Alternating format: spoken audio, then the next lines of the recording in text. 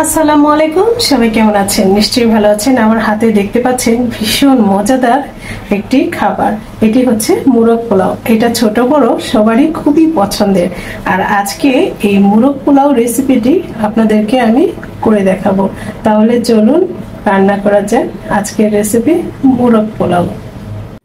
মোরগ পোলাও করার জন্য এখানে আমি দেশি মোরগের মাংস ভালো করে কেটে ধুয়ে নিয়েছি রোস্টের সাইজে, দেখতে পাচ্ছেন। এবার আমি এর মধ্যে স্বাদ মতো লবণ দিয়ে দিচ্ছি। এখন আমি এর মধ্যে দিয়ে দিব হচ্ছে 3 টেবিল চামচ পরিমাণ টক দই। টক দইটা অতিরিক্ত দেওয়া যাবে না, 3 টেবিল চামচ দিয়ে দিলাম। এবার আমি দিয়ে দিব হচ্ছে লাল মরিচের গুঁড়া 1 টেবিল চামচ পরিমাণ। এবার এই মাংসগুলোকে ভালো করে মেখে নেব। মেখে নিয়েছি। এখন এই মাংসগুলোকে আমি 30 মিনিটের জন্য এভাবে রেখে দেব। 30 মিনিট রেখে দিচ্ছি। এই ফাঁকে আমি চুলায় ডিম সিদ্ধ দিয়ে দিয়েছি, দেখতে পাচ্ছেন। এখন আমি চুলায় একটি পাত্র নিয়েছি, এর মধ্যে আমি পরিমাণ মতো ঘি দিয়ে দিচ্ছি।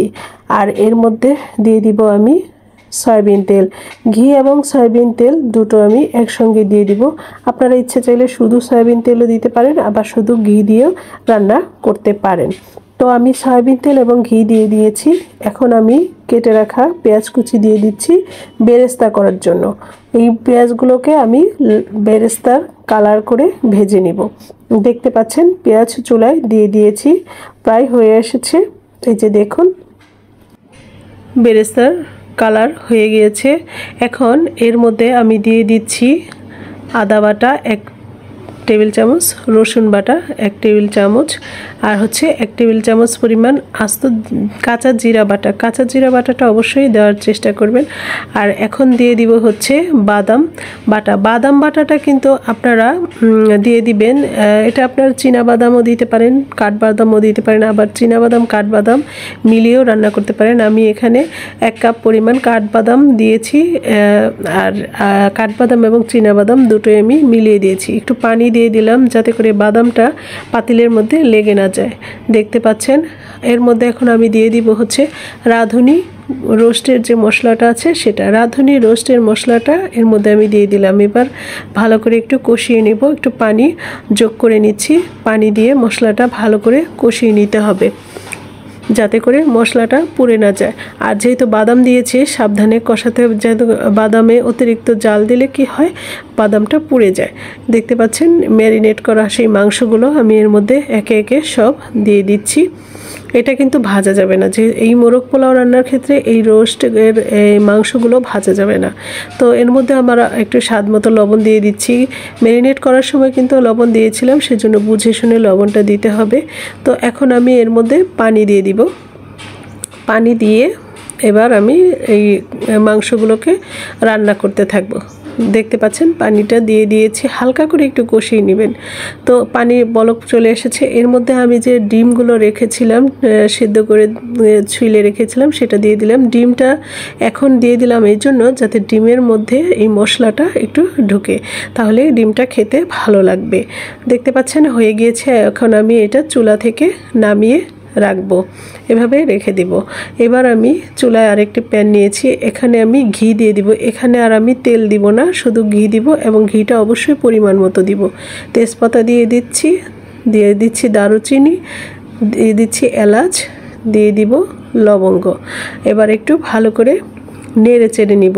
আর এই গরম মশলাটা একটু ভাজলে খুব ভালো স্মেল আসে। তো এর মধ্যে আমি যে বেরেস্তা করে রেখেছিলাম আগে, সেখান থেকে একটু বেরেস্তা এর মধ্যে আমি তুলে রেখেছিলাম, সেটা দিয়ে দিলাম। তো এই বেরেস্তা দিয়ে আরেকটু নেড়ে চেড়ে নিচ্ছি। এবার এর মধ্যে আমি দিয়ে দিব পানি। এখানে আমি 1/2 লিটার পানি দিচ্ছি, যেহেতু আমার চাল হচ্ছে 1 কেজি। তো এখানে 1.5 লিটার আমি দিব। 1/2 লিটার পানি দিলাম, 1/2 লিটার দিলাম হচ্ছে দুধ। এরপরে যে ঝোলটা রয়ে গিয়েছে মাংসের সাথে আমি রান্না করেছিলাম, সেই ঝোলটা সব মিলিয়ে আমার এখানে 1.5 লিটার পরিমাণ হচ্ছে পানি নিয়ে নিলাম, মানে সব মিলিয়ে 1.5 লিটার হয়ে গেল।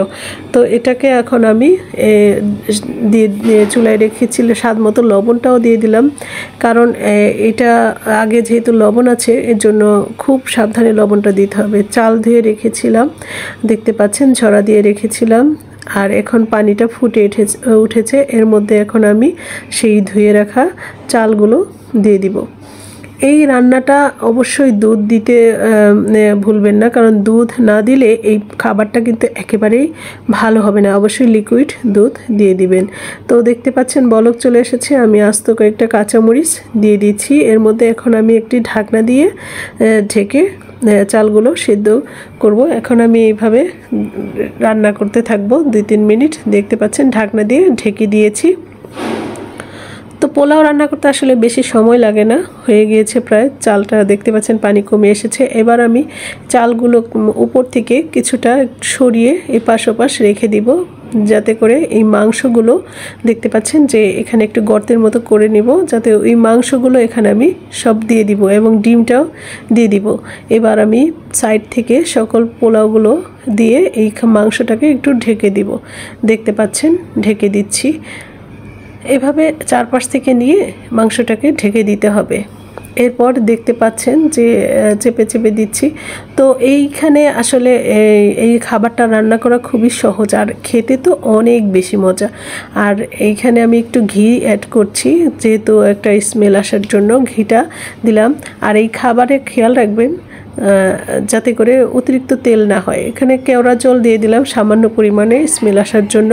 আর এই খাবারটাতে অবশ্যই তেল মিডিয়াম রাখার চেষ্টা করবেন। ঘি দেন বা তেল দেন, মিডিয়াম রাখার চেষ্টা করবেন, তাহলে খাবারটা খেতে ভীষণ মজা লাগবে। আর বেশি ঘি বা তেল হলে খাবারটা কিন্তু একেবারেই ভালো লাগবে না। এই যে দেখতে পাচ্ছেন হয়ে গিয়েছে, একদম ঝরঝরা হয়েছে খাবারটা, একেবারে আঠালো হয়নি, কিন্তু ঝরঝরে একটা খাবার হয়েছে। দেখুন এইভাবে আপনারা এই মোরগ পোলাওটা রান্না করে খেয়ে দেখবেন, অনেক বেশি পছন্দ হবে সবার, অনেকই মজার একটা খাবার। তো ভালো থাকবেন সবাই, আল্লাহ হাফেজ।